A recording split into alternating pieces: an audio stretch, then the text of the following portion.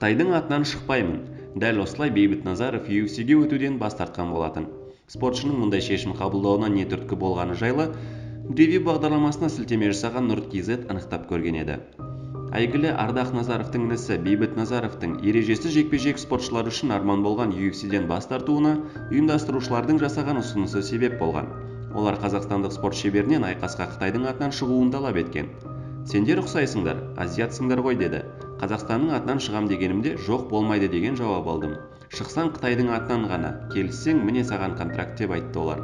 Ұйымдастырушылармен қол қойсам 2018 жылдан бастап ресми түрде UFC спортшысы болатынын айтты деді Бейбіт Назаров. Өзге ел атынан жұдырықтасуға келіспеген отандық спортшы бүгінде әйгілі ережесіз жекпе-жек бірлестігінің құрамына өтудің басқа жолын тапты. Тек бұл жолы Қазақстанның атынан. Бейбіт Назаровтың келесі жекпе-жегі оның UFC-ге қосылуына 90% мүмкіндік бермек. Ол 21 желтоқсанда Алматы қаласында Мартин Браун есімді америкалық спортшымен жұдырықтаспақ.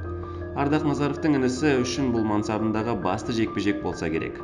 Ендеше Бейбіт Назаровқа сәттілік тілейміз. Елім дейтін ер азаматтар көп болғай.